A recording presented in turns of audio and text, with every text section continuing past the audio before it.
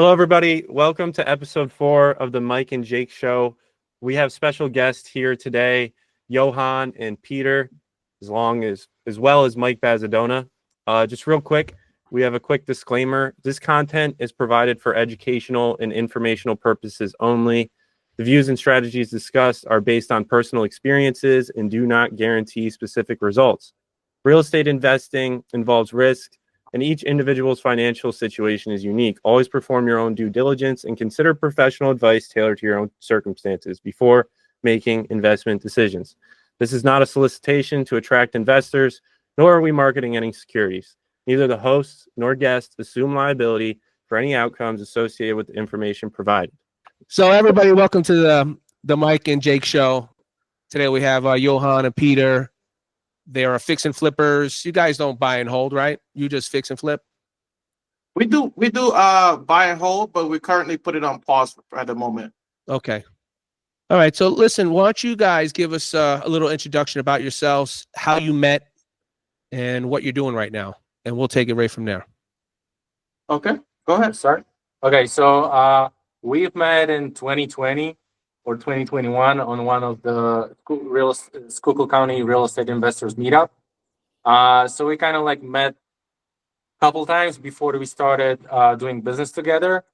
And basically, thankfully to our local hosts, we were able to meet together and start doing business together. Right? Sounds good. What he said. So meetups actually work. You meet people at meetups. Yes. Yes, so we're a big fan of meetups because if it wasn't for the Schuylkill County meetup, there would be no pen home. Completely, we would not be doing this. So we really cherish going to meetups. That's one of the things on our list. Our yearly goals list is to go to at least 12 meetups per year. And that's go to the regular ones here and also go to newer meetups. So meetups is a big part of Penn Home and our way of networking and expanding. Okay, so before you guys met, were you actually each flipping homes yourself or doing rentals or doing real estate, or you were just going to meetups and just trying to, get information on how to start or how to do this? So as far as myself, I was doing mostly rentals, but did prior to meeting him, I did two flips prior to meeting Peter, and then after then we met at the Schuylkill County meetup, and we decided to try it out together. And we did one property. It was like, okay, it's not so bad. It kind of worked good together. And then we did another one. I was like, hey, I think we got something going on here, guys. Yeah, so, and then five properties later, we're like, okay, let's start a company together now. Let's stop dating and let's try to marry the business. Business dating. So your first ones were done you just JV'd on them, or did you? Yeah. So he's coming from on MLS. I'm coming from off market. I started in 2020, and my goal was to, when I was still working in my 9 to 5, I wanted to do the buy and holds. But then I couldn't find anything on the market. I targeted Lehigh Valley area. So I'm like, okay, after listening a lot of podcasts, I started doing my own marketing. And it turns out I sent some mailers to Schuylkill County and Carbon County.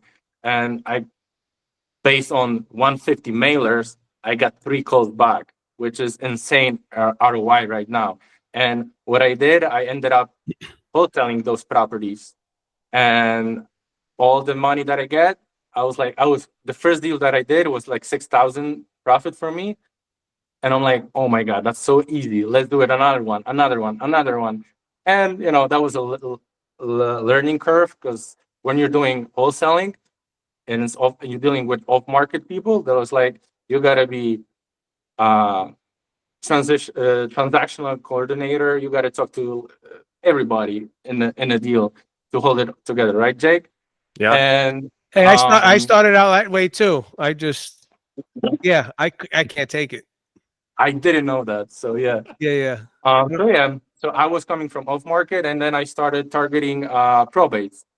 And I set up an appointment actually in Frackville, and we went together to the seller's appointment. and we're like, okay, I guess this is the one that we need to try flip together. And then we ended up buying this property as a JV, as a two separate LLCs. So I was having my LLC for the wholesaling, and he was having his LLC for his rentals, right? And we just JV. We used our own cash on this one, and we basically were like, okay, we knock it down within what, 3 weeks, 3 4 weeks. We put it on the market, and we made some good money. And I'm like, okay, it works. Let's try another one. And then actually at this property, when we were like a week of putting this on the market, I got a call from another probate lead in Ringtown. We went to take a look at this one. I'm like, okay, that's another opportunity. Let's go. We locked it up, closed it in a week, finished this one, started working another one, and then the rest properties that just came like randomly from on the market, off market, and we ended up Door knocking. yeah, a lot of stuff. So that was the hustling part in getting those properties. But yeah, after 6 maybe or 7, we opened company together and then started the transition from JV to be one company. So at first, did you guys have your own like contractors, or you're finding this house and then you're just getting quotes on who's going to help you out? Or how did it work? Do you have your own team? So we had a group of different independent contractors that we work with to do different stuff. So based on what we needed, we would just call them and let them like, hey, could you do this for us? And it became such more like, it became consistent, whereas they could actually be working with us consistently. So anything else they did, they would do like on this, like as a side or on the weekend. You're the main guy. Yes. So we were the main guy. So it's like a team without a team. So that's how it all started, and it still is that way, where everybody does their own stuff, but we mainly have our main crew, and then we contract some stuff outside. Sure, they're all 1099. Yes. Correct. Yes. Yeah, that's how we do it too. I don't, I have my own team. They were all subcontractors that I just used all the time, right? Yes. And then I told you before, when you came to look at my properties, we buy stuff sometimes just to keep them working. I don't want them to go to someone like yourself and I lose them, If they come to me, they're not coming back to you, I promise you. I know. That's why baby. I won't let them see this video. But no, that's it. It works for me and it works for you guys for sure. Yes. Yeah. And so that's it. So you look for what kind of house you looking for? Because I noticed now that you said, hey man, I take you to one of my homes, and now all of a sudden you're doing 3,000 square foot homes. But before that, I saw you're doing smaller flips. Yes. So what is your thing? The smaller flips, or you're done with smaller flips and you're going to go to these bigger projects, or where are we at? We look at the numbers. That's our bottom line. We look at a number and see if we can make a profit, and our profit goal, our profit number, based on the project and the timeline that it will take us to accomplish that job. So it could be a big project or a small one. We've never refused any one of them, because some of them, like one of the biggest profit money makers, or sometimes the small projects where it's not that much to be done, as in compared to the big one, there's a lot more risk, and sometimes the reward is not as it's not as good reflective of that. So Yeah. So that, don't get confused with that. The big one. I'm not the big confused. one sometimes comes with the other people that are confused. They're like, yo, Mike, I saw you did that 5,000 square foot home. You're making millions. Yeah, I made 10 grand. Oh, you know what I mean? And they don't believe you. But sometimes it happens. Yeah. The thing with but numbers don't. Yeah. Numbers do not lie. the smaller properties, if you buy it for such a low amount, like your return is actually higher on paper usually, if you can like double your money or whatever. And it's so funny that we found like the niche, like right around 1,200 square feet, 1,200, 1,300 is right like that perfect number to do like a rehab, which we actually prefer. But do we always get that number? No, because typically you could get 3-bedroom, 1 bath. So you don't always need a 4th bedroom. You don't always need two bathrooms. Those are additional, but we normally find that to be like the best numbers or square foot wise that works best for us. Starter homes. That 1,200 square foot. Yeah. Which that makes sense, because ever since 2008, like everybody basically stopped building starter homes. So I think there's this massive need for starter homes in the market. a lot of people have been living at home until they're 28, and then they buy a larger home or whatever, but there's still this massive gap in starter homes. So that's cool. I want to rewind real quick because you touched on like three things really fast, but I want to drill into it a little bit because it's really important. So before you guys partnered, you dated for a while. And Peter, you said that you dated. So you did like multiple deals together before you said, hey, we're going to build a company together and we're going to really do this thing as a team. Before you tried a couple, you went to first base, then you went all the way to third base. And now you're fully working together, right? Yes. So would you recommend people to, jump right into a partnership or to kind of try it out a little bit? Date as many as you can. Just date. Yeah, I would recommend. You don't get into a marriage just like that, right? Yeah. Right. So don't skip that process. Please don't. Even before the first deal you're gonna do together, like between us, we had a lot of conversations. Like, what is your goal? Where you're coming from, all that stuff. And during this conversation, you can feel the person. Are you trying to like hide something? Are we vibing together or not? So basically, we're like, I'm honest, he's honest. It has been confirmed after the conversation, after the first flip. So the conversation and the communication is the key for us, and it helped us a lot. So there's nothing like, okay, I'll be responsible for this, you're going to be responsible for this, and there's clarity. There's nothing like, okay, dude, I thought you're going to do it, you didn't do it, so try. So like we're putting, I'm straightforward. If I don't like something, I say something, and he knows that, and he's also honest with me. So we'll have like high expectations for some projects, for people, and between us as well. So this actually is going to help us lift up our business model to only be better and provide, like, we can provide better quality product for the buyers and avoid any like complaints and coming back to the property after the flip and all that stuff. Because we don't want to be, we actually we want to build brand that is going to be recognized and people are going to be like, okay, these guys are actually doing the good job. And I want to sell my house to them because I know it's going to stand out. Or if I buy a house from them, I know there's not going to be like, I don't know, next week you buy a house and next week you have like a huge leak or some issue with the house that is like not disclosed or some type of stuff like that. And you'll have that with some guys. You have these guys that are just, they're taping up that pipe until it sells and then it leaks 3 weeks later after you sold it. But you know what? And going back to joint venturing, as soon as you flip one house with somebody, how we're going, how they act. I doubt that, because I think sometimes some people are very good at masking that tape.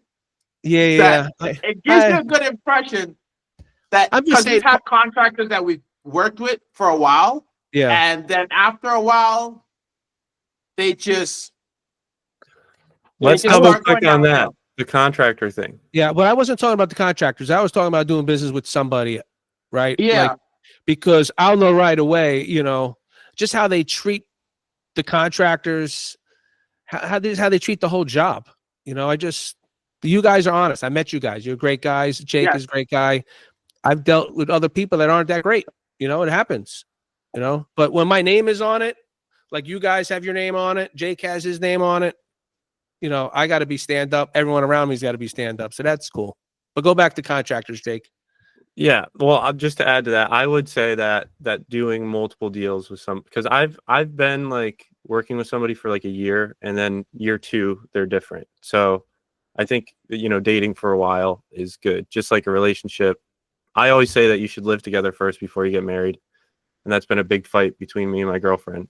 But anyway, so the contractor thing, one of the biggest problems in finding like that's finding good contractors, quality people to do the work is probably the hardest part.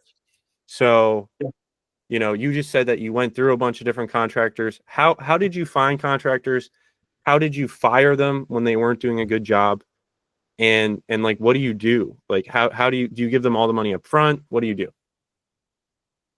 So every contractor is a little bit different. So like prior, I was working with that's what makes me more attached to this area and why we currently invest in this area, because I have more connections to certain contractors already that was working either with my dad, or working with my cousin, or working with my aunt, or someone in the family. So we always had like somebody that we could have reached out to. So those are the same people that we started with, pull them in as we got jobs, and then we kind of grow with them to doing bigger jobs and stuff like that. So those are just more of a, as time went by, we just picked up. And then the other ones is more of a trial and error. Maybe someone referred them to us. So we do prefer referrals, because we've been at job sites where people say they do a good job, and then when you get there, you start to cringe, like, what's going on here? Yeah. It looks good in picture, but then like when you go in person, it's like, I think you missed a couple stuff. You missed the level, or you missed this. So I would advise people to really take your time, even if you do get referrals that we prefer. Take your time just to go check the work yourself, and not only just look at the pictures. Yeah, go see it. Yes. You know, it's important. I've been there, done it. You know, it's kind of funny. You know, you walk in, you're like, oh my God. What? Oh my God. It happens, you know. Hopefully it's not gonna happen to me anymore, but you know, I But think you have good contractors now. That's why. yes, I've paid the dues. You know, you guys have paid your dues, you know, and yeah, Jake actually has a good team right now. I just saw some of their work. It was great, you know. Yes, and that's very key. That's very key. We're very happy that you guys have a team, and that's only causes everything to get better. Because that's how you keep moving forward. Yes. You know, if I'm just trying to pay a handy guy to flip my house, it's not going to happen. No. It's just going to happen, you know. And then I bought the next house. You're going to get the handyman special too. Yeah. Yep. And then you wonder why you can't sell it, you know. I used to be afraid to flip like heavy flips, but now that I have the right team, I feel like, you know, I'll do anything. It's so if you have the right team, it makes a lot of things a lot easier. So it makes it builds your confidence. Yeah, you feel good when the team, you know, the guys behind you could do it. Yes. You know, I walk into a place and my son's like, Dad, we can't buy this. You know, I'm like, nah, don't worry, we got the guys. Yeah. You know, well, you're almost like, if it needs everything, you can do everything, right? Yeah. You can do everything right. It's easy. Yeah. It's no problem. We'll just take it down to the studs. We'll start all over. Yeah. Yes, so we've done quite a few. We've done quite a few down to the studs. Yeah. We as long as the numbers work, you know. Yes. Yes. It has to work. Yeah. So I hope it does. You're not going to make it very long if it doesn't. Right? No, we wouldn't be talking to them right now. No.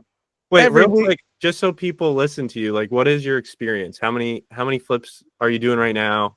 How many have you done? Stuff like that. So last year was our first year.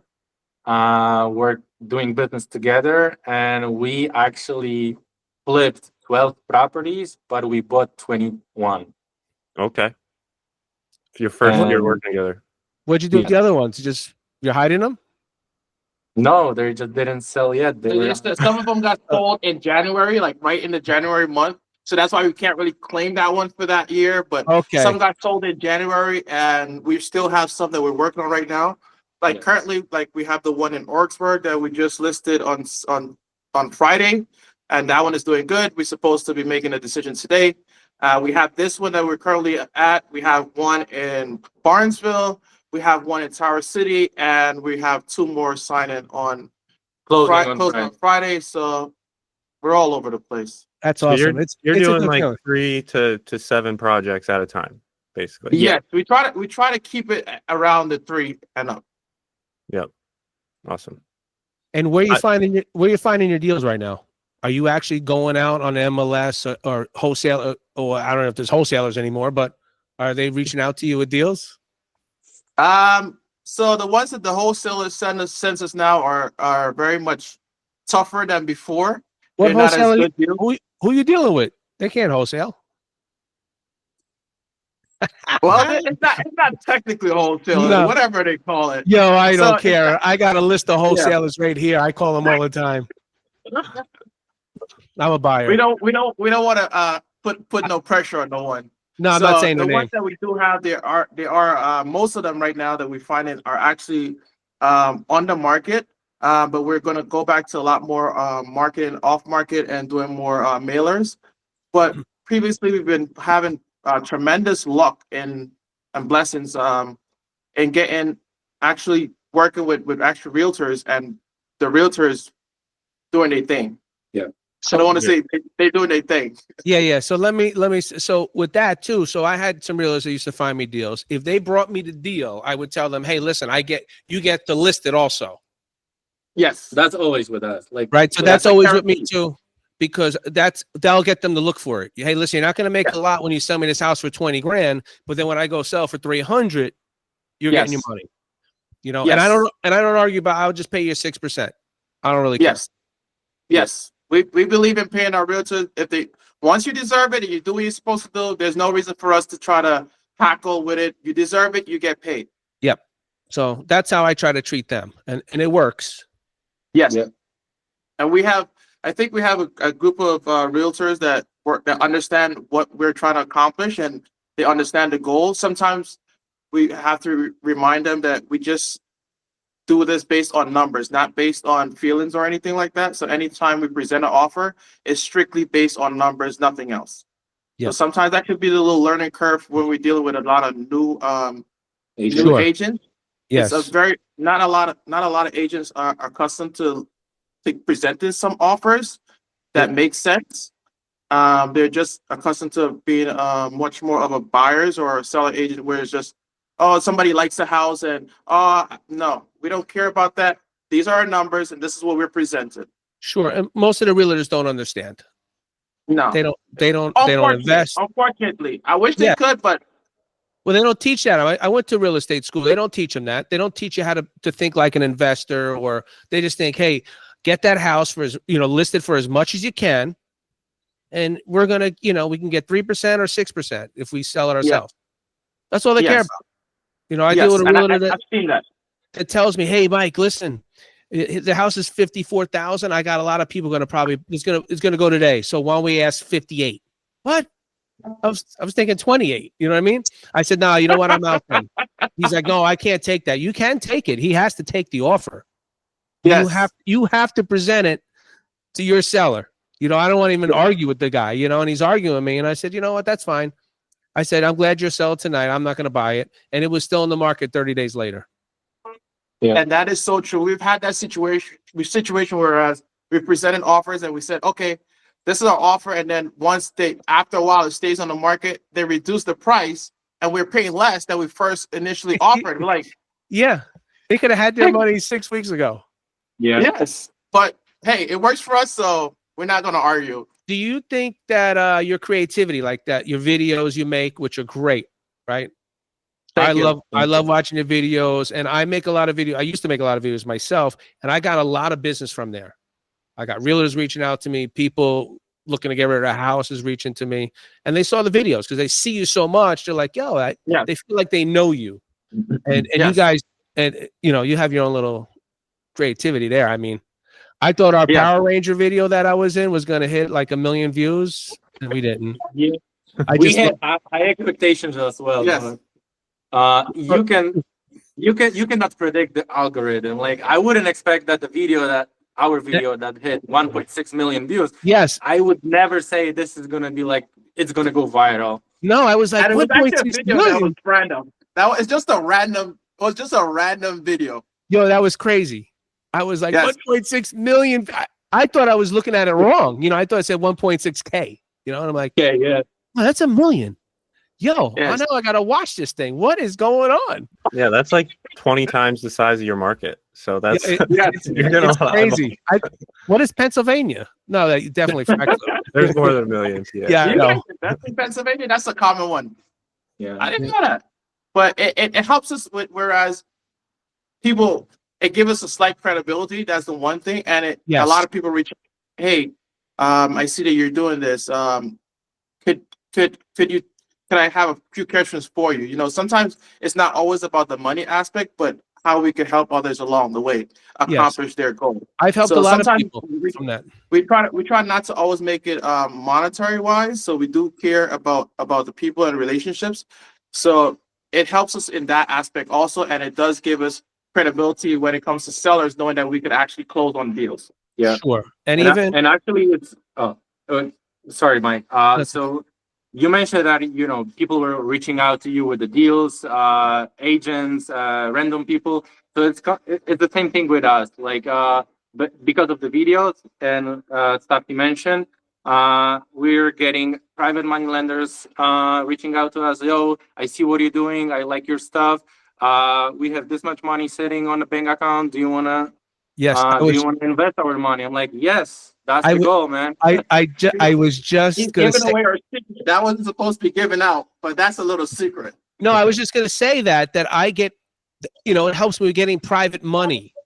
When people Yes. see that you took this. Look, I took this house that was crap to the studs. Now it's brand new, or I'm doing new construction and I destroyed. I did the whole land and I put up the house, and people call like, hey, I have this extra money. Yeah. Because I always say, I'm talking about my investors. Hey, my investor, I raise private money all the time, and then people start reaching out. I only have 100,000. Oh, okay, works for me. Let's go. And it starts adding up. Yes. So- And he gets excited when he gets those calls and those transactions.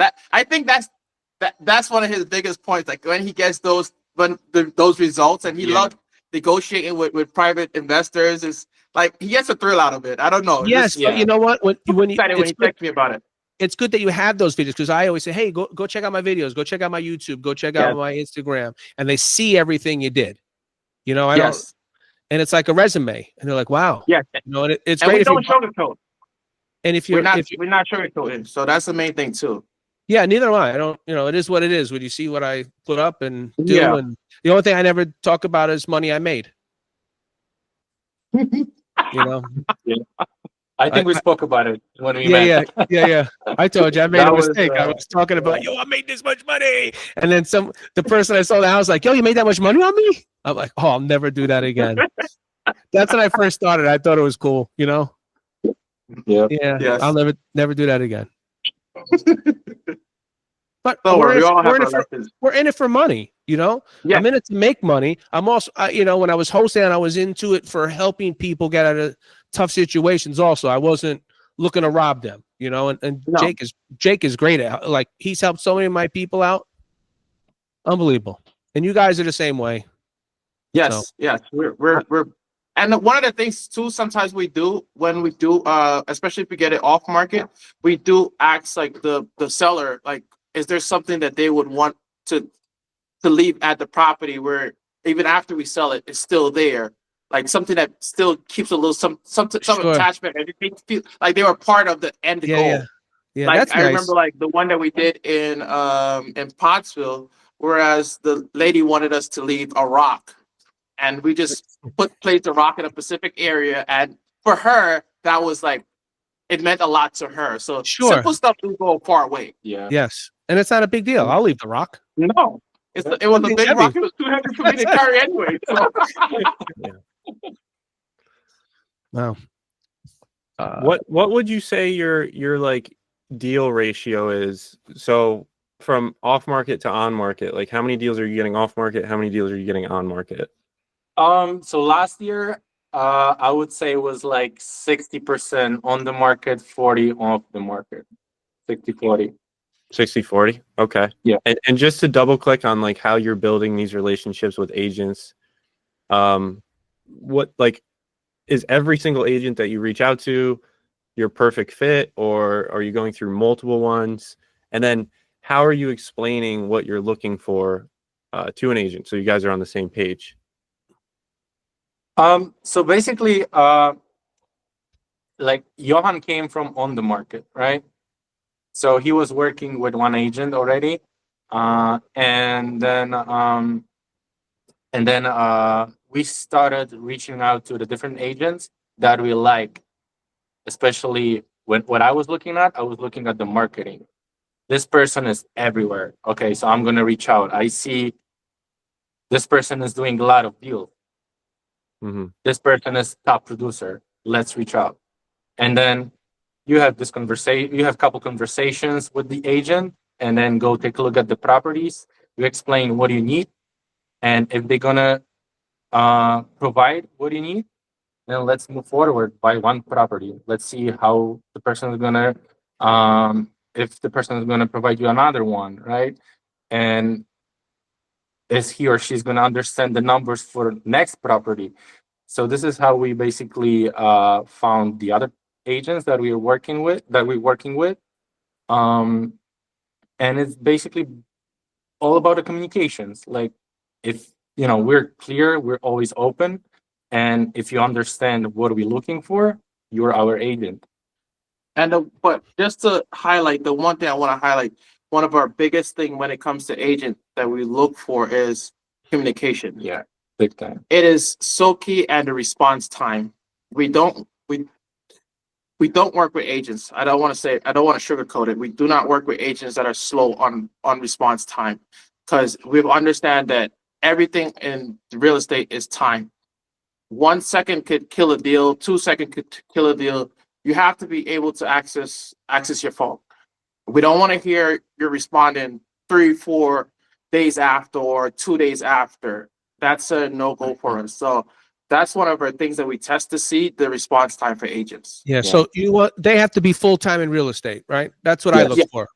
I don't want a part-time person. And we discussed this on every show so far, Yeah. Full-time. To be successful in real estate, you cannot be part-time. That's no. So I'm But not just part-time. strictly- I don't want them to be part-time. But just strictly, even those agents that are full-time, a lot of them, they won't respond right away. And we've lost deals because of that. And we've made deals because of that. Whereas we can make a deal at 12 o'clock at night. Like we recently put one of the last set of deals on a contract at 11:30, like around 11:30 at night. Yeah, I saw the On video. Saturday? So so if the agent is willing to do that, like you can't tell me, oh,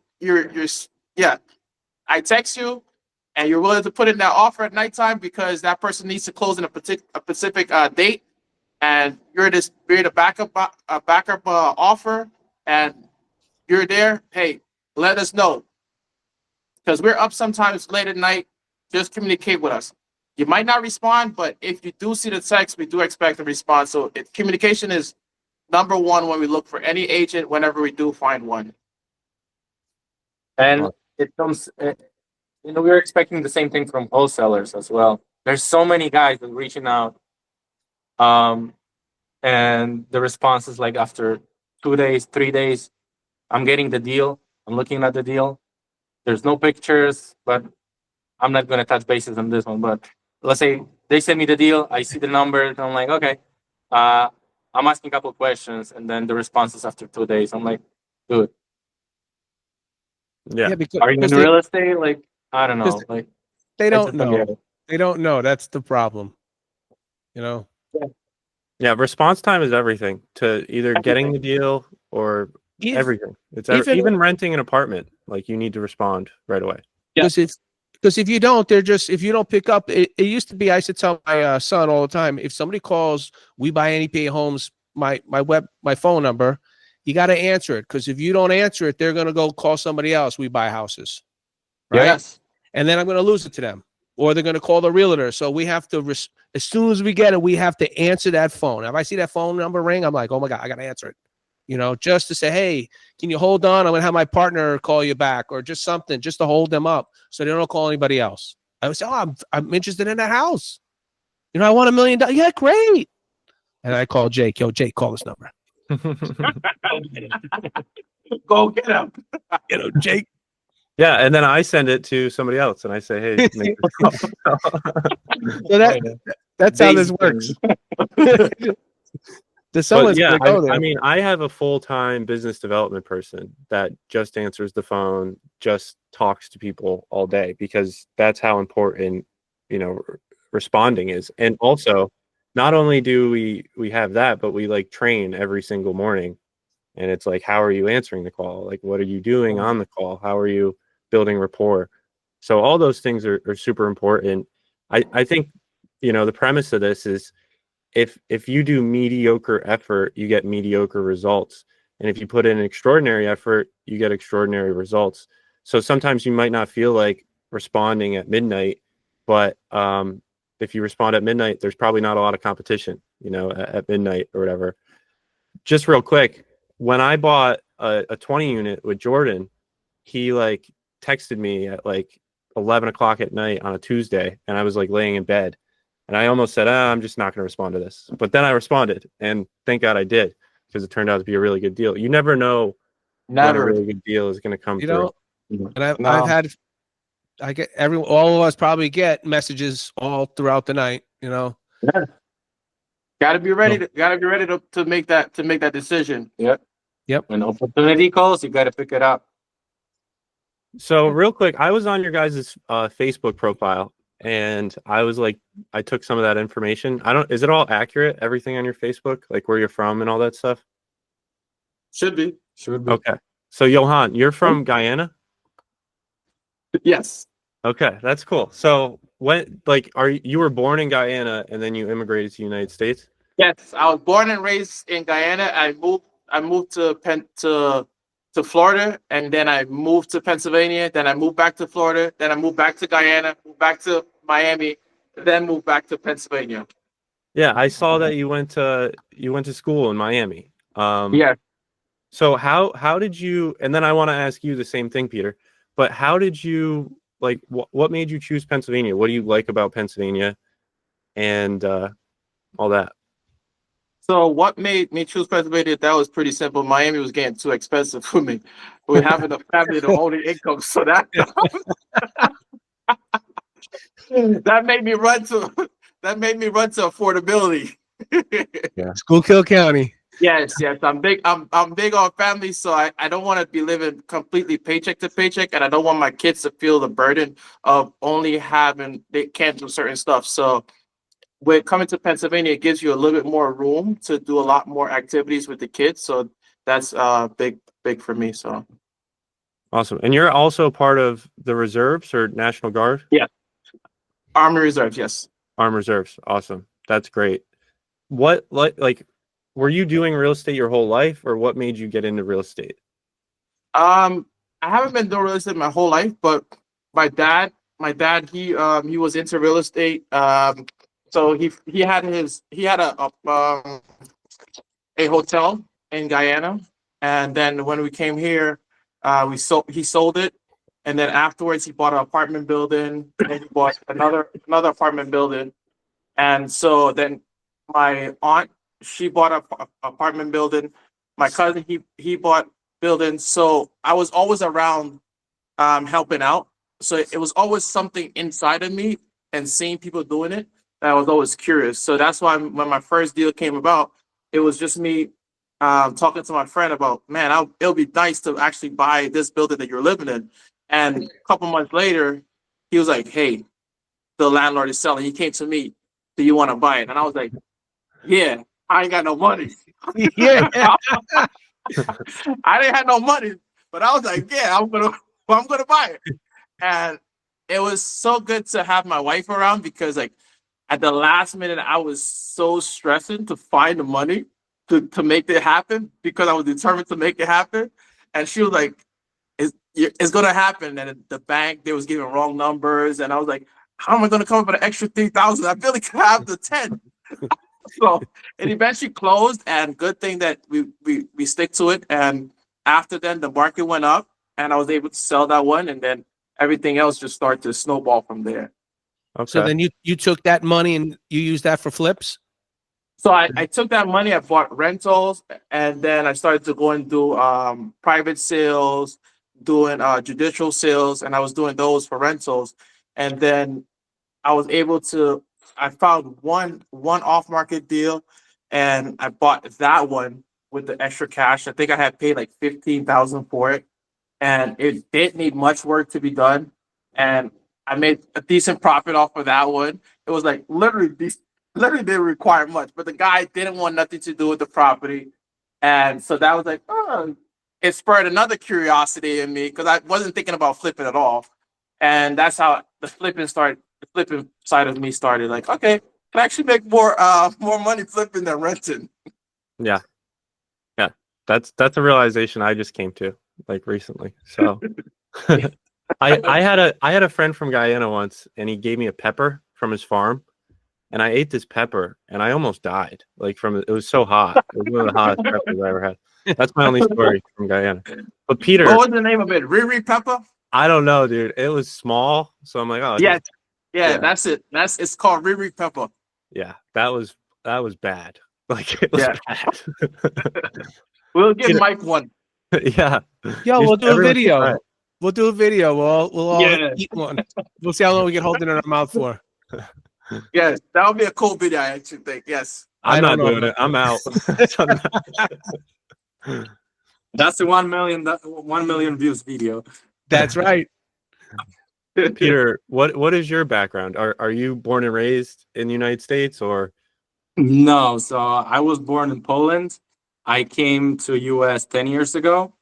The funny thing is I was never planning, that was never my plan to come to US, but thanks to my wife, I'm here because she's also Polish, and she was coming to Poland for every vacation, and we met as teenagers. We're always close, but then the distance didn't work. And then 1 year when I was finishing my master's degree in Poland, um, she she created connection between her college from Montclair University in New Jersey Oh, to yeah. Jagiellonian University in Poland, and she came for exchange for 1 semester, so it was like 6 months plus a couple weeks for vacation period. So we ended up having the best times in our life, living together in Poland. And then we were like, okay, so what are we going to do with our relationship right now? And I'm like, okay, I'm going to go with you to States. I graduated my college, came to States, and I started working in construction. I was laborer. It was like, for me, it was tough because I finished college, and now I'm just a regular guy working in the freaking 100 degrees temperature. And my first job was to lay bricks on a retaining wall that was 8 feet high, and I was like sweating like crazy. I'm like, okay, I was working there for 6 months. Then I found the job in my field. I was working then in architectural office for 5 years, and then I switched to real estate. So was your degree in architecture? No, it's civil engineering. Civil engineering. Awesome. So you're a civil engineer. That's good to know. So what? And then you started. So you moved over to the States, and you went right to Lehigh Valley, or you went to New Jersey? So I forgot to mention about it that I live in New Jersey. And the reason why I picked to invest in Pennsylvania was because my original goal was to do buy and holds, and Pennsylvania has a better law, like a landlord friendly state versus New Jersey. And then that's why I ended up here because of my mailers, and the first deal that I got was Carbon County. That was like, it's super close to Schuylkill, and then I started marketing more to these areas, and that's why I was getting my deals from this area, and then I started going to the Schuylkill meetup, and we ended up meeting and flipping together. That's awesome. And That how is- many? So you got in a whole. How'd you like find out about wholesaling, and how long did you That's do that? a good question. So I started. That was the COVID time, 2020. I was always wanting to do my own business in the real estate, but I didn't know yet what was it. Was it buy and holds, flips? I was more focused on the buy and holds, but it turns out I was doing wholesaling, but I never wanted to do it like a full-time job. I wanted to use the wholesaling proceeds to do the flipping. That was always my goal, and I actually was able to do it. First year, I don't even remember how many wholesale deals I did, but I noticed I was tracking all my wholesale deals. And I'm like, this guy bought it from me for this much money, and then she didn't do nothing, and she sell it for more. So I'm like, I found out about the wholesaling, and I'm like, I'll be buying all this shit because sorry for my language, but I'm like, No, it's okay. it was just a learning curve. So I was like, okay, I made my money.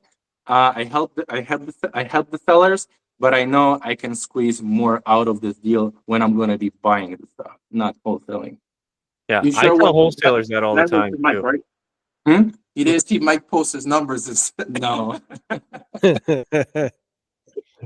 I tell wholesalers that all the time. Like you're probably, if it's a really good deal, you're leaving a lot of money on the table. And if you just took that deal down, you'd probably be a lot better off. But the problem with them, Jake, is they don't, I don't want to get into wholesale, but they don't know the numbers. They don't, they're not all like you or Peter, right? You guys understood the game. I mean, most of the 99% of them do not understand what it costs to flip a house. They don't even know what that house really costs on the market. They make these, That's number one. they come Is up with these ARVs, and I'm going, no way. And it only needs a kitchen roof, and it needs like 10,000 to work. A kitchen roof, 10,000 to work. Yeah, I'm just gonna pass. Cosmetic. I love that word, cosmetic. Cosmetic. Yeah. 100% cosmetic. Yeah. It's almost turnkey. Yeah. It's ready for you to finish it. I'm like, oh, okay, and it's to the studs. No electric, no plumbing. Oh, this is great. Yes, we have a couple of those. So yes, you're not lying. Yeah, I get calls like that all the time. It's all right. What No, do you guys do you guys think? To keep telling us? Do you think coming from another country has like changed your perspective on working and living in the United States? That's a very good question. Yeah. Well, it's Jake Arnold. What was that? That's Jake Arnold for you. Yeah, that was a good. That's a very, very good question. Well, I guess just to elaborate on it, like I meet a lot of immigrants, and I'm third generation immigrant, but I meet a lot of immigrants that they start businesses. Like they don't really get a job. Whereas They a lot hustle. of people that have been here for a few generations are like, I'm just gonna go to college and work a job and all that stuff. But so many people that immigrate here, first generation, like start businesses, and I mean, you guys, And they are succeed. yeah, yes, They I succeed. think one of the things for me it was me having my dad that I've never seen him work a 9 to 5. He's always done his own trade in business or the hotel. So seeing that growing up, 9 to 5 was never my end goal. So coming here 9 to 5 was okay. My dad always told me when you come here, you gotta know you gotta work hard. It's not about just buying clothing and stuff like that and just looking fancy. So that has always stuck with me, and I pass that on to my kids. So coming here and working hard is nothing new. So I think that comes easy. It's just a matter of finding the right people to do it with. And I think that was the different learning curve with me is that I know now what I didn't know then is that I didn't have to do it alone. Before I thought like seeing my dad, he did everything alone and everybody that around us did everything alone. But here you got more of a, hey, we could actually do this thing together. So I think the two collaborations between being in Guyana and being here, it helps to make it a lot better where I could be independent and know that I can still work with somebody in order to be independent. yeah. And Peter, do you think it changed your perspective at all?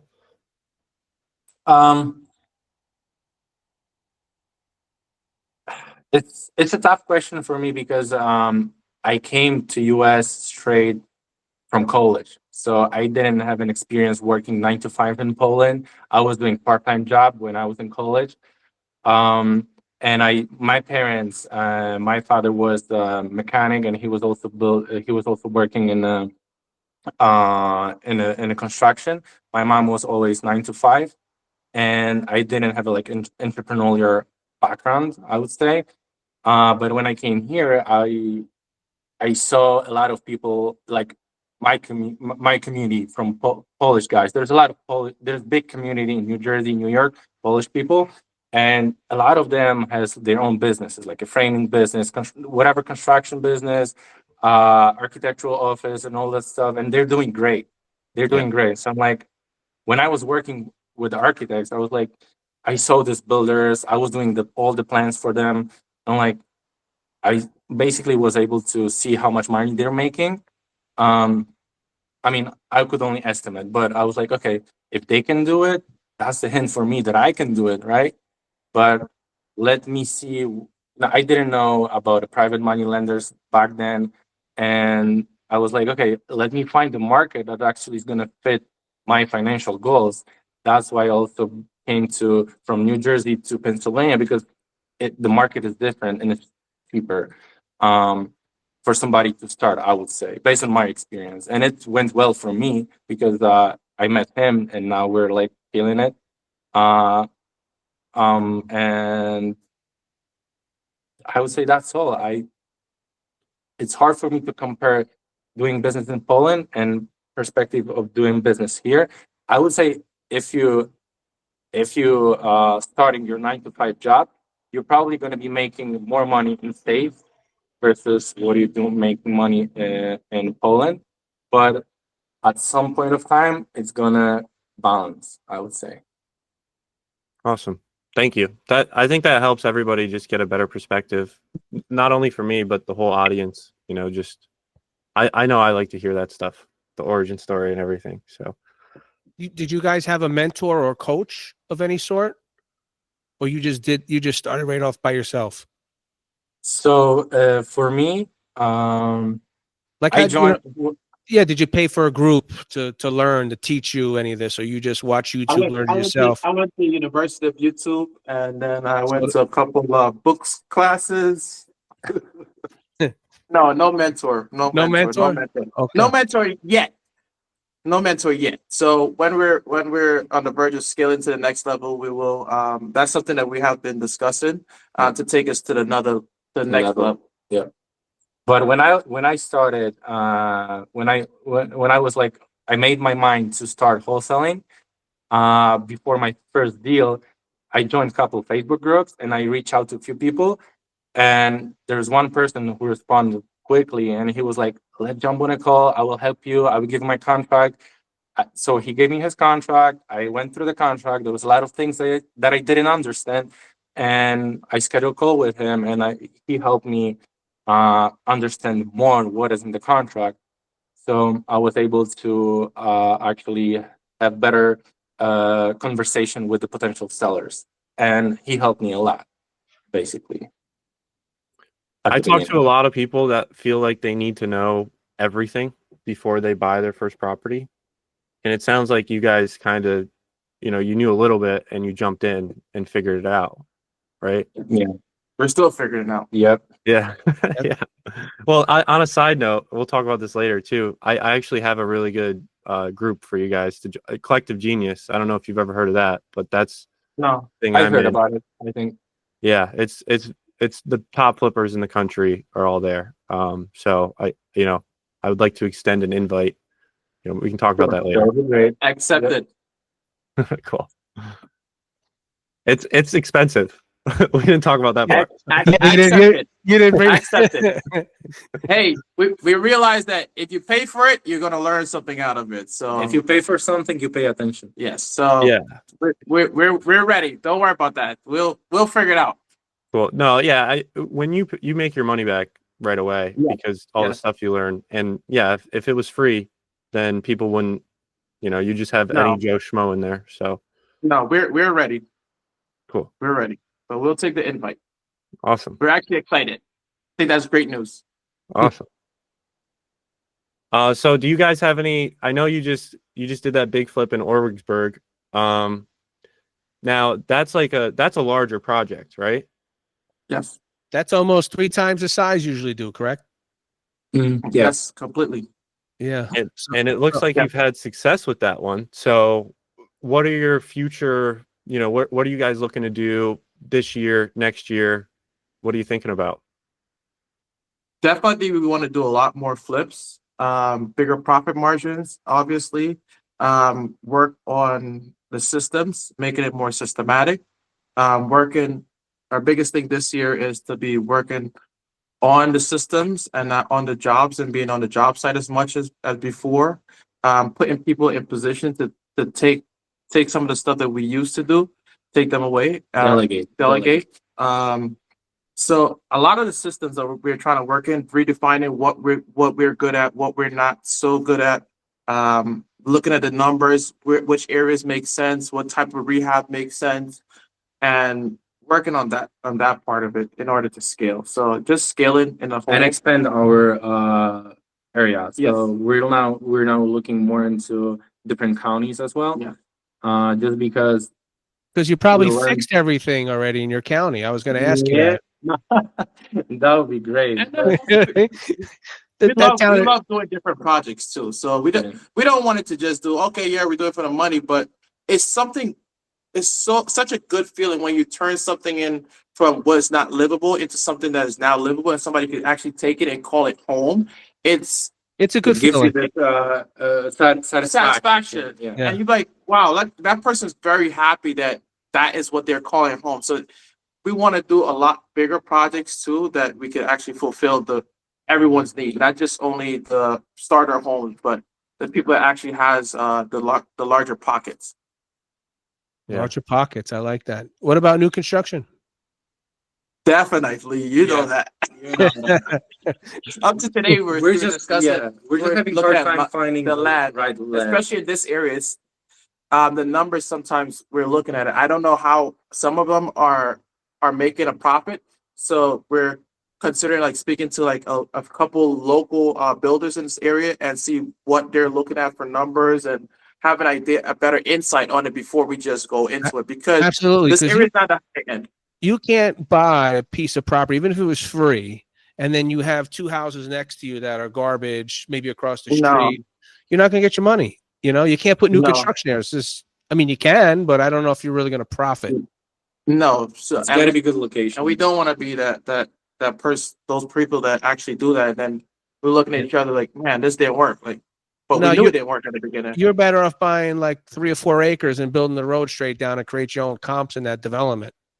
Yes, so that's one of the things that we looked at one property that we're still deciding on it. We wish that it could have actually been we could actually separate it into more parcels, but currently it's only allowing us to do a certain amount. So we're still trying to figure out different options to maximize on the profit to make it more sense. Yeah, you have to go find a town where they allow you to do, you know, you got to find out what their zoning is. Like for a lot in Stroudsburg, it has to be two acres or more.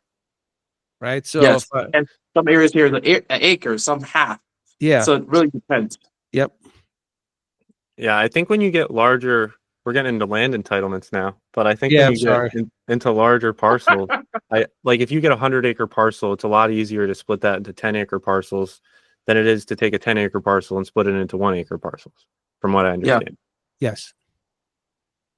So what are you guys seeing in the market, like in Schuylkill County? What are you confident about the market? You guys are very active, so I'm sure you feel, you know, the ebbs and flows of the market. What are you thinking right now?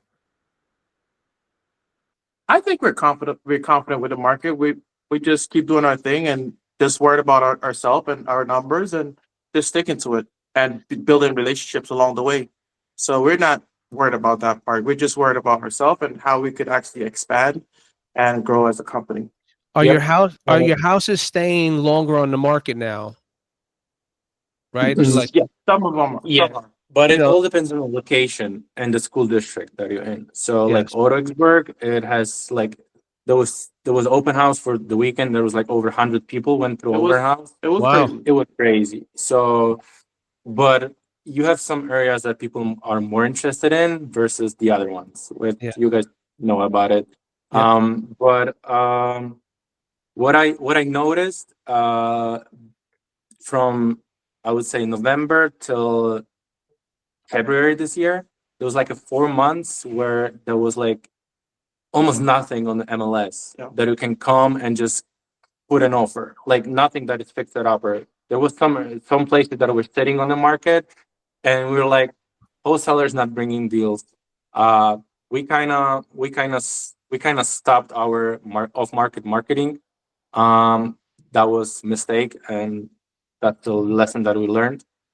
For some reason, everybody's saying like never stop your marketing, but for some reason we got so involved in our flips, we got so confident with the relationships that we had with our agent, that they're always bringing our deals to us, and it hit us during the winter time when there was like no deals and the Yeah. numbers didn't make sense, and people that are trying to make uh, everything that was on MLS, basically maybe there was one deal a month or even less. If somebody who's doing one flip a year is gonna take the asking price is gonna work for him, but not for us, basically. So we're like in a losing position with this competition, right? Yeah. So my lesson from the winter time is never stop marketing, and especially now when the wholesaler is technically supposed to be licensed. There's more properties for us where we can actually go directly to the sellers and just buy it. And even reviewing our numbers, the off-market properties made us more money versus the MLS. Yeah. Well, Yeah. it should, but I literally I've bought in 2 houses on the market out of I've done over 100 deals, and I bought 2 on the market, and the last one I bought was last month. So do you think I want to get into wholesaling real quick? What do you think about the regulations that passed in Pennsylvania this year? So I'm just thinking there's gonna be less competition. It's gonna scare some people of doing the deals because they don't want to they don't want to get the license, and I think there's gonna be more deals for you, Jake, and for us. what about me? And you, Mike. And you, Mike. We buy ADPAhomes.com. Yeah, because we're buyers, right? Yeah. That's, for me, when I always say this other things too, wholesaling is just an end game for me. So I really want you to call me and I want to buy the house or your land. And if I don't want it, why do I just hang up on you? I'll go sell it off to somebody else. Now if I have to buy it and double close, I will. I don't care. Makes sense. But there And will as be I mentioned before, all the deals that I wholesaled, I'm not saying I regret not buying them, but I would say I know now as a business person that it's all about the maximizing the profits. So all the deals that's gonna come to us from off market, we're gonna buy it and we're gonna do quick flip wholesale, or we're just gonna flip it.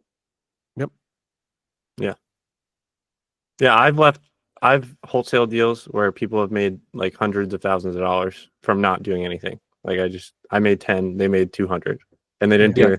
So, but it's okay. You can't, no, that is okay. You can't predict everything. It's happened to us where we lost, not really lost, but we could have went a little bit higher on a property, and we looked at it, kept an eye on it, and someone bought it, did nothing to it, and raised about $80,000 on it. It's like, you did nothing. We bought the same property. But the biggest thing is that you consistently make offers. So like, how many offers would you say you're making before you get a deal? Lately it's been more than in the past. So last month we've made probably 25. Yeah, I was going to say, your video said 25. Minimum. Yeah. Those 25 offers, which were 2 were accepted. And that was a mix between off market and on market, but mostly on MLS. So that's like a 10% conversion rate or something. Yes. Yeah. Which is very good. But No, that's about average. That's average. We've gotten a little bit greedy where we used to be a little bit better, whereas we get more accepted often. We had to start slowing down a little bit, but now it's just like it's a little turn where it's like, okay. Yeah, because you were probably offering too much at that point. That was before November. When the market got November, we have 7 ongoing flips. Slow down just a little bit, and we close in 2 weeks. So I'm like, it's gonna be 8 properties, 9, who's going to work on it when there's no contractors and our guys are not able to handle that many flips. So our own crew is like 6 people, so they work let's say on 1, 2 properties, but the rest we outsource. Okay. So Yeah, because- definitely having too many is not good for us. Especially when you're borrowing money, right? Yeah. So now you got this house, you bought it. I don't know if you buy it with your money or buy it with someone else's money, but now the time's ticking. Yes, So that is true. And eats into your profit. Yes. So if you're not calculating for it. and I did the same thing you guys did. We bought a whole bunch, and by the time I got to number 6, I'm losing money. Yeah, there's a magical number. Because I was getting greedy. You know, I'm like, yo, I'll buy it. I got it. I'm taking a house, you know?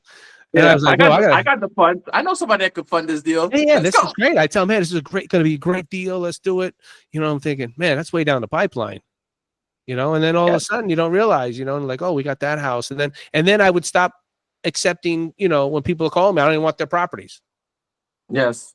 You know, and then you get in that funk because now for 2 months you said, I'm not taking any phone calls, or I just don't answer my phone. You know, but then you dry up. Yes, that is true. You know, for me now, new construction, I just buy land.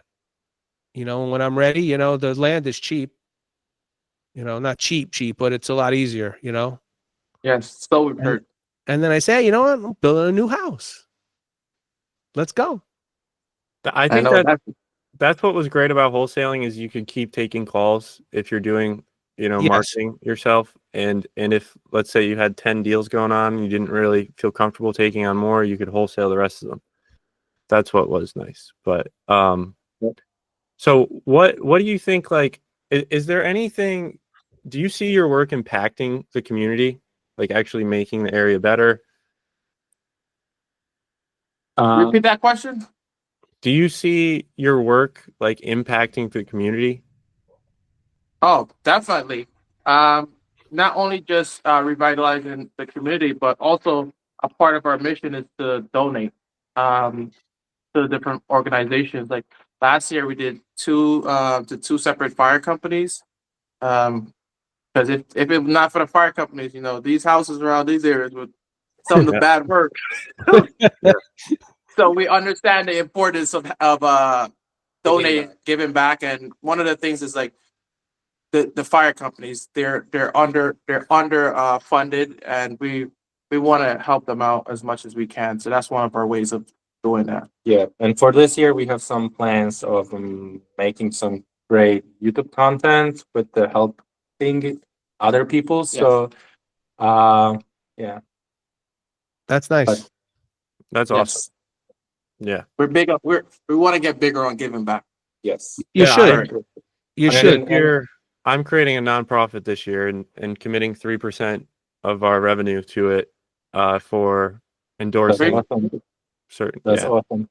So that's We fully endorse it. Well, it's going to be, our mission is to revitalize Northeast Pennsylvania. And I think one of the problems is local leadership in the area and their incompetence in regards to managing government funds.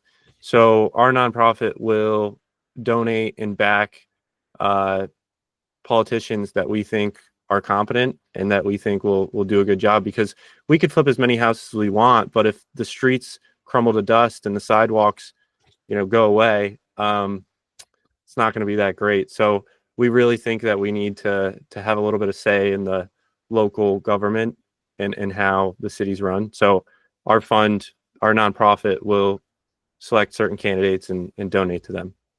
Yeah, I wish I could speak on that, because I've learned my lesson not to speak too publicly on certain situations. Me Because too. I've learned that this is a very small community. Everything goes right back. I have my opinion on it, and I agree to support it. But Yeah, me too. But Jake is going to run for senator, so he's got my vote. fully support you, Jake. Yeah, No, let's go. I probably won't be able to get a permit after this freaking podcast. Now we'll all be crooked. Yeah, we know Jake Arnold. Trust me, I know that experience from someone come from the council actually coming to me and talking about that. So I'm fully aware of certain stuff. You go around. You just got to stay neutral. Yeah, Yes, I'm you not have, saying as much as you can, not to say anything, but Yes. It's Because such a small place that you don't know who you're gonna make mad. no. I think it's really important to have these discussions. It's really important to speak out about certain things. Otherwise, they don't get fixed. Just because we're here, I have to elaborate a little bit more. Scranton, for instance, I'm not necessarily picking out any council member or any person currently in office. It's been the last 20 years of people in office that Yeah. have just made poor decisions. For instance, Scranton sold their water company and their sewer company and their parking. They did a long lease on their parking. But when you sell all your assets, now you have no more way to generate income, and you Yes. just rely on property taxes. So I think some of the decision making around selling assets versus keeping the assets in the city, cities need assets just like an individual does. So I would like to see, Scranton, Wilkes-Barre obtain more assets to generate income so that they can fund some of their unfunded pension obligations, things like that. So I'm not pointing any direct council member, mayor, anything, but just the last 20 years of mismanagement, which it's hard when you have a declining population and a super old infrastructure. It costs a lot of money to upgrade that infrastructure. And then So I it affects understand. it affects us investors coming into that town to buy a house. I can't. Maybe the taxes are now too high. The water and sewer is too high. Everything's too high, right? Yes. Well, And I so- think some areas is too high and it doesn't justify That's right. the And we're area not going to build there. that it's in. I'm not going to build there now. I'm not going to flip there. I'm not going to buy and hold there because it's a city that's falling apart and they're just underwater. There's no fixing it. And I'm not going to be stuck there with a property for $500,000. Oh yeah, that's for sure. So I'm going to Frackville. Let's go. I don't think you want to build here.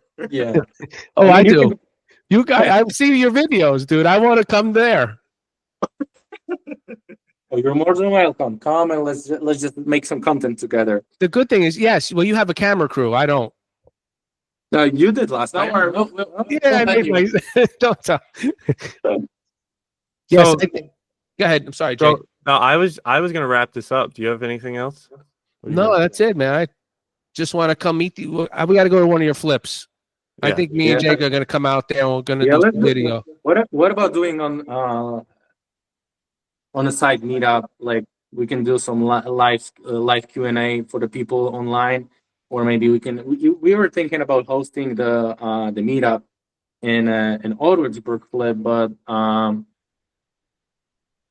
We'll figure it out. we just- We'll discuss it and see what works best. And definitely would like to do a live Q&A where actually we just, if we could find like every one of us have the camera set up and we're all just asking and getting a bunch of questions, and I think that would be pretty cool. So we'll do like a panel discussion. Yes. So we get a whole bunch of us and we go there and we go live on Facebook or YouTube or all of them at the same time. And Yes. I think that would be pretty cool. I'm into it. I know if there's Jake gonna will be somebody who can benefit from that, that would be great. Yeah, I think that would be a great Thank idea. That would be good. Yeah. But I definitely got to come out. You guys did come to my property, so I definitely have to come out to you. It would be an honor. I would love to. So I'm going to figure it out. Maybe in the next couple weeks. I'll Jake, get down you're there. invited as well. I'll be there. He doesn't I'll know. be there. I'm taking him.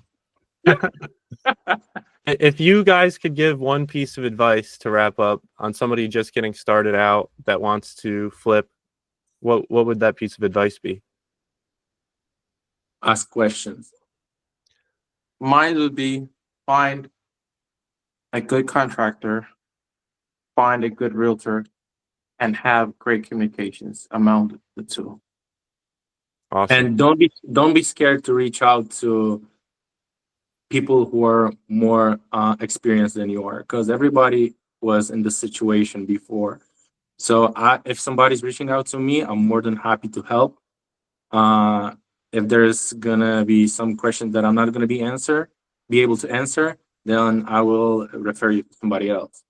So that's what I'm saying. Don't be scared to ask questions.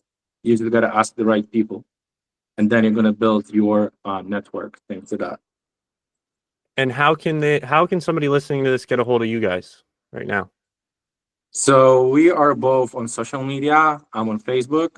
Peter Staran on Facebook. On Instagram, I'm PIO.STARON. and you can also find us on Facebook and Instagram at the Pen Home.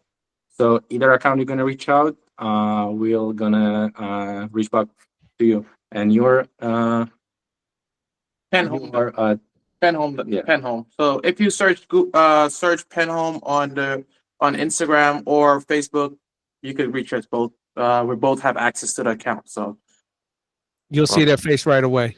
1.6 Yes. million views. you'll see the wonderful smiling face. All right, and we'll actually put all. You're gonna send us your information. We're gonna put it all on the bottom of this in the description, and they'll be able to reach out to you and stuff like that. So, I think that was a great interview, guys. Thank you. Awesome. Good, You know, good, good. One more tip: don't be greedy. Be willing to share the money. Don't That's be right. greedy. Too many people out here are trying to be greedy. They want all the money themselves, and they don't want to partner with people. It's okay to partner with people. You build great bonds, have great relationships. So partner with people along the way. You learn from each other. You balance each other out. There's enough money for everybody. That's Don't right. be greedy. Yeah, what's the old saying? Pigs get fat and hogs get slaughtered. Something That's like that. right. Yeah, I never heard it, but that's a good one. that's a great way to end. and take action. I heard a good thing. I heard a good sentence today that was procrastination is gonna kill your destination. Yeah, There that's you go. good. I like that So one. take action. Yeah. You have to take action. You have to Yeah. network. You got to take action. And like I said, guys, it was great. Thank you very much. Thank you guys for having us. I cannot wait to come out there with Jake, and we'll see you soon. We'll see Thank you soon. guys Thank you, again. guys. You guys are the best. No, Thank you, you're guys. the best. Thank you. Thank you for everyone No, listening. you're the best.